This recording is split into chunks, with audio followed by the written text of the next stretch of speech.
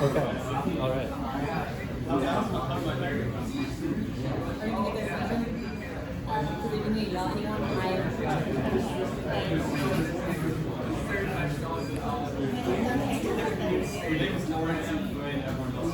Sorry.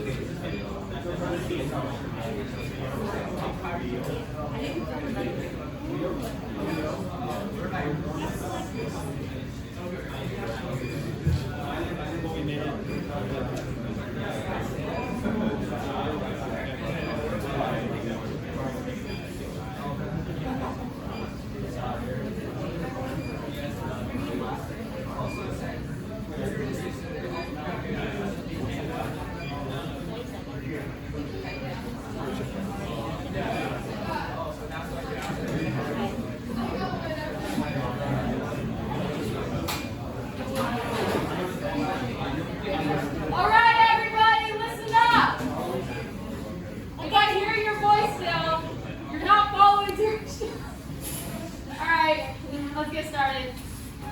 Okay, hello everyone. So welcome to the second workshop of the quarter. It's going to be a through-hole and SMD soldering workshop. Thank you all for being here. So, hi, I'm Jessica. I'm a senior studying electrical engineering, and I'm Caden. I'm a sophomore electrical engineer. yeah. So, if you haven't already, please sign in. Okay, let's just wait for a sec.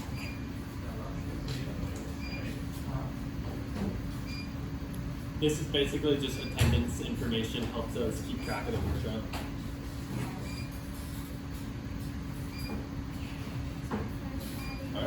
Okay, so, alright, so you're here to solder. So, does anybody know like what's wrong with this picture right here? Can you shout out? She's touching the iron. Yes, she's touching the iron. That's something you should not do because that would be like 650 Fahrenheit to like 750 Fahrenheit. You're gonna burn yourself, so don't do that.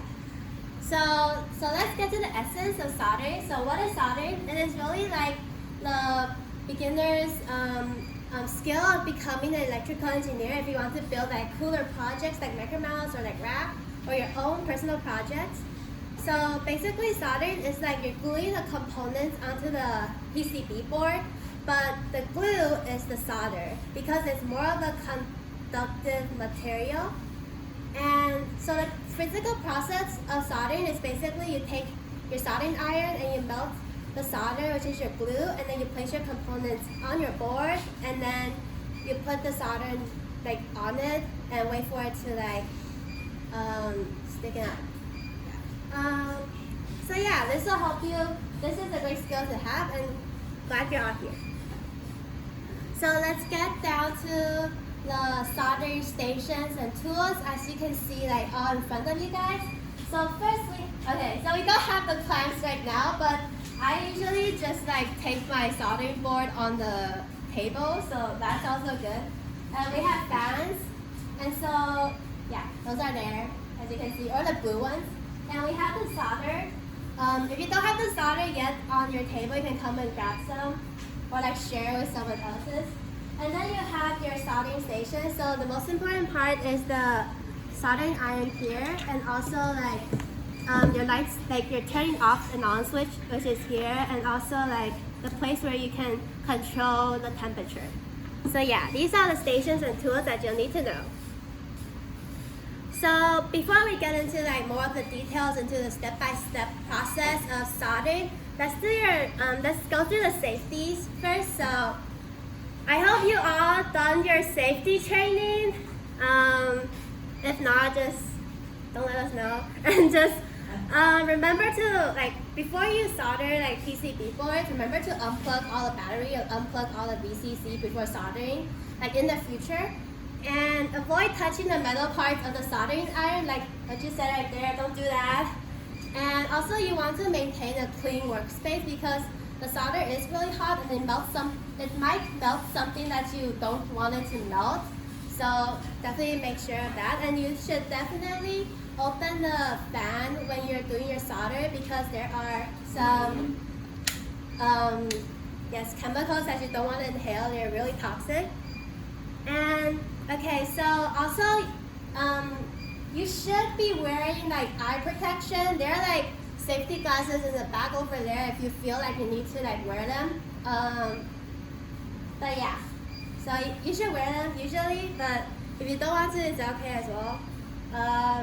Also, you should wash your hands like after handling the solder because it does have lead in it and you don't want to be eating that. And also you should turn everything off afterwards, so like turn your soldering iron off and like place your solder iron into like the stand and everything. And also this is really important, so like don't threaten anybody with a soldering iron or joke around with it because it's really hot, it's really dangerous, you might hurt somebody. And if you want to talk to someone, remember to just put your soldering iron into the stand, yeah, so you won't accidentally burn your friend. Okay, so let's get into like some of the preparations before you do soldering, but really quick run through. So through-hole soldering is like, it basically is that your PCB board has holes in it and your components has the long legs, and you put the legs through the hose. That's why it's called through-hole soldering. And for SMD soldering, Kaden later will tell you more about it. So for the preparation, the first part you need to do is you need to turn on the fan. And the second part you need to do is you need to preheat your soldering iron to like 650 to 750 degrees Fahrenheit. And then later, the third step you need to do is you either need to tape your soldering board down or clamp it. Okay, sorry, I was going kind of fast right now, but do you guys have any questions right now? No? Okay, if you have questions, feel free to just raise your hand and stop me. Okay, so the fourth part is that, this fourth step, now you need to now after your soldering iron is heated, you need to clean your soldering iron with the brass wool over there. So if you see, if your stand looks like these, they'll be like in the front over here. So that's what, you need to clean like the tip of your solder because there might be like some stuff on it that you don't want it to be on. And you also need to melt a thin layer of solder onto the tips. So this will help the solder be more conductive and also help the solder like flow better onto the board. Okay. So step 5 is you need to like bend your resistors or bend the LEDs that you're gonna solder to like the right shape and put them through the soldering on the PCB board. So as you can see, you put them through the PCB board. Yeah. And then later you should flip your PCB board and bend the legs outwards so that the components won't fall. And later you can just go ahead and solder the legs. Okay, so now let's get to like how to solder. So first you need to, and let me see this. So as you can see, all these like silver areas, these are like the pads of the PCB board. And you want to be putting your soldering iron on the pads here to heat up the pads. And then you put your solder like onto the pad so that it will heat up and also like melt through. And then remove your solder and then you remove your iron. So so a tip is that if the solder is starting to stick onto your tip, then just like take it away and like put it in the brass gland to like clean it. Also, if you see that the solder is starting to turn like brownish, yellowish color, that means you're overheating it, and you shouldn't like, you should stop heating it. Okay, so note about soldering joints. So this is like the perfect shape. It's shiny on the outside and looks kind of like a volcano shape. And you should see your pin over here. And like bad joints are the ones that look like these. So this one is like, you have too much solder on it, you can't even see the pins. And this one is not enough solder. This one is a cold joint. And this one that you see kind of like blackish, it's the one that I told you about, like where the solder will turn brown or start to turn yellowish. You don't want that. And the final one is a short one, so you don't want to have both solders that connected like this. That will create a short, and that's really, really bad for your PCB board. Okay, so the final step is that after you're done soldering your components, just put the iron back into the stand. And, oh yeah, this is the last step. Then clip the legs of your components. Okay, so now we're going to talk about, if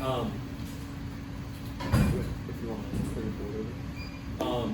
Basically, so far we've covered through-hole soldering. Now we're going to talk about SMD soldering, surface mount devices. This is a different class of components. These ones, rather than having legs that go through the board, they're going to have just metallic contacts. And what that means is that they can just lay flat on the PCB, so we can solder it directly to the top or bottom surface. Because of this, we can make really high density circuit boards. We can put components on the top and bottom, but these are usually harder to solder. So SMD components, because these really are like the modern standard, what is used in like every phone, laptop, etc. These have very well-defined sizes for their packages. Usually these are going to apply to resistors, capacitors, other pretty like common components. But these also apply all the way up to the things of like processors. Those all come in well-defined sizes. And using those, we can, when we design circuits, basically map out exactly how they are all gonna sit together. We wanna make sure we have a little bit of space between each of those pads. Those are called the footprints, and we just wanna separate them out so that we have room to solder these SMD components. So yeah, this is just a quick recap. Through-hole components go through in the name, and because of this, they hold a lot stronger mechanically. They're easier to solder, but you have to drill through the PCB. That takes up both area and cost. Basically, every time you add a PCB drill hole, they add like a cent to your board.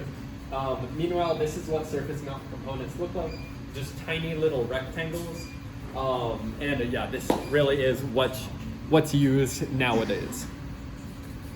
So besides just the soldering irons, which you see in front of you, which will work the exact same way for SMD devices, basically you apply heat to the pads, put solder in, it'll connect.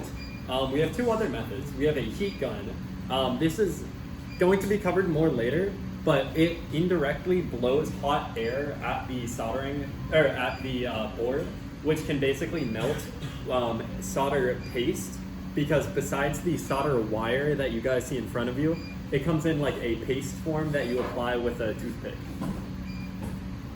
Additionally, we can use, taking that to the next level of hot air, a reflow oven. This is basically, you take your solder, you take your circuit board, you put all the components down, put solder paste. So this is a lot more like actual glue. You put this all over, and then you throw it in the oven. All that glue is going to melt and basically cling onto those metal pads. So when we are soldering an SMD component the conventional way with an iron, we are going to first, I guess with everything here, first we're going to hold it down with tweezers because it's going to get really hot, and then we're just going to solder down one leg. Then we are going to move kind of around it, clockwise, counterclockwise, whatever. But yeah, you basically want to solder it corner by corner, basically making sure that it doesn't shift around, or it's a problem called tombstoning, where if you solder the legs and make them too hot, your component can actually lift up and like rotate or kind of just like snap. So we just go kind of around our component to avoid that. So when we SMD solder, like before, there's good and bad cases. You're not gonna do it right 100% of the time. It really should look like these here, where first you solder down one leg and it stays flat. Then you can easily solder down the other leg. But let's say this first leg, you don't solder it down flat, then when you try to solder the other leg, it's not gonna be able to form a secure connection. So we really want to emphasize using tweezers or just a tool to hold that component down, or otherwise just keep it steady. So I mentioned before processors and other big ICs, or what we call integrated circuits. These are big, very multifunctional, and they have a lot of pins, a lot of pads. So with these, that tombstoning issue I mentioned of it twisting is really important, because if you look at the spacing of these, this is under millimeters. Usually it's like 0.1 millimeters between legs, which just a simple little like 1 degree shift can mess things up and cause shorting. So what we do is we apply flux. Flux is a chemical compound that it prevents the oxidation of the solder, and what that just means is that it makes your solder work twice as well and really effectively grip onto those pads and kind of like automatically stick to them. Then we can use a technique called dredging, which is once we apply flux to all of our pins, we can melt some solder onto the tip of our iron, just this here, and we can just drag it across all of the legs on that side of the IC. When we do this though, and this really is the hardest part of soldering, is these big multi-pin integrated circuits. A mistake that we commonly see is called bridging. So bridging is when the solder kind of sticks just right between two pins. This causes shorting, just an electrical connection there. And we use, it was mentioned earlier, and there's one right here. This is called solder wick.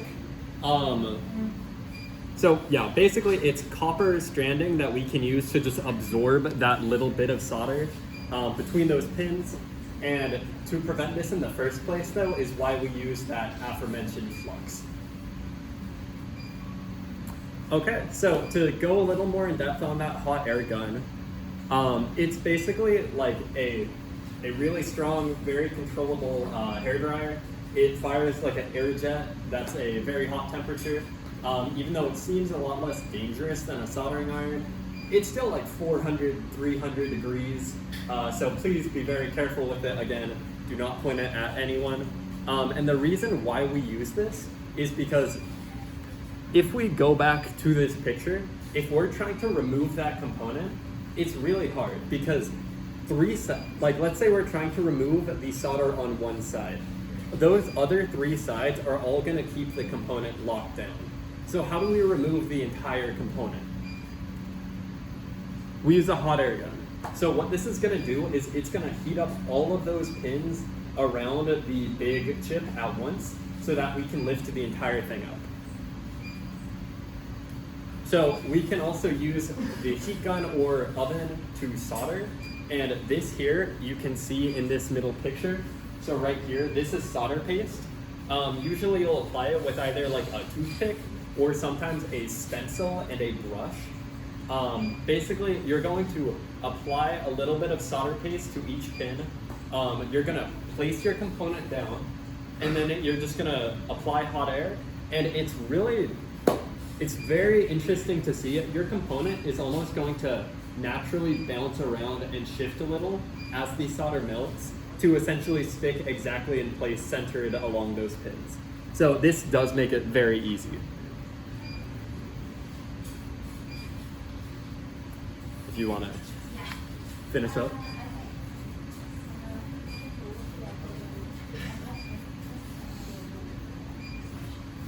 Okay, so now that we went through both through-the-hole soldering and SMD soldering, we want to give you like some of the correction tools if you need, like if you accidentally put too much solder on. So like first up is the solder sucker. So like its name, it sucks up extra solder. So how would you use it is that first you push down the plunger until you hear a clicking noise, and later you heat up the solder from like the point that you want to like desolder.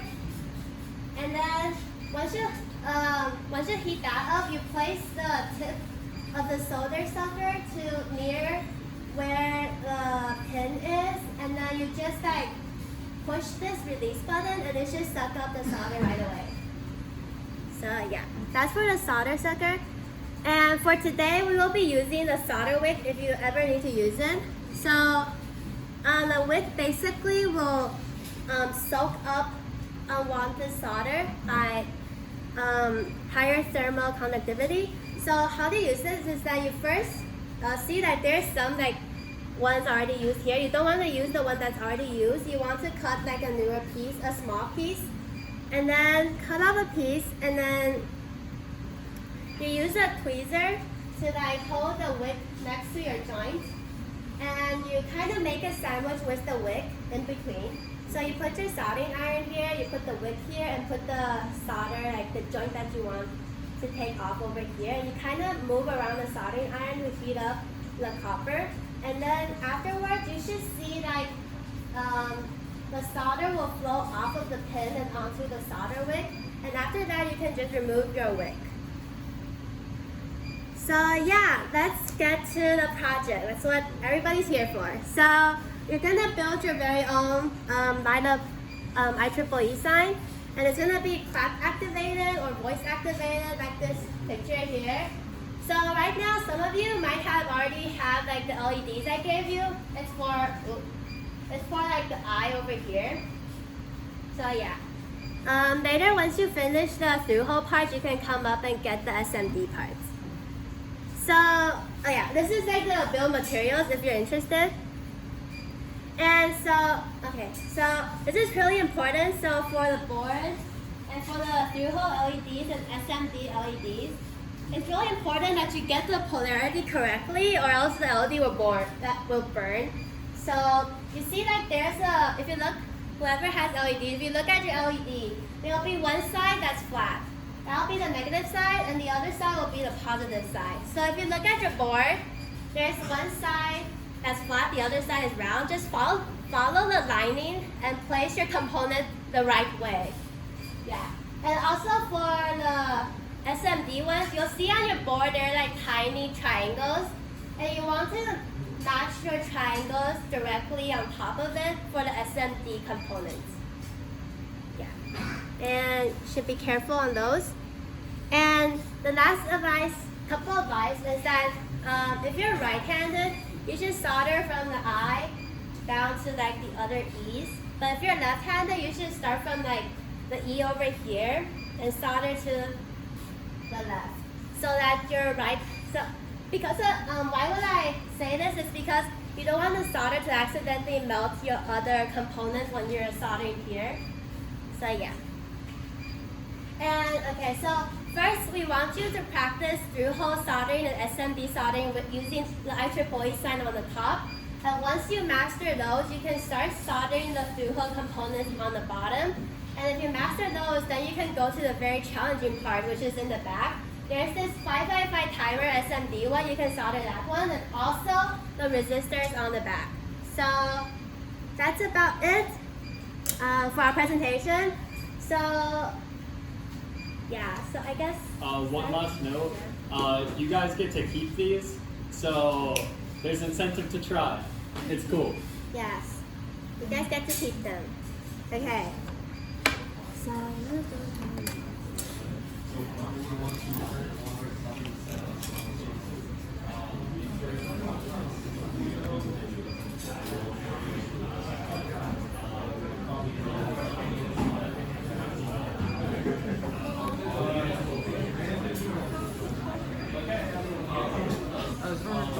Oh, wait.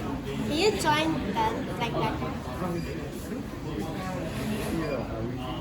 Oh, yeah, definitely. Can you ask for Caden? He has the LED. You can come here. There are moments.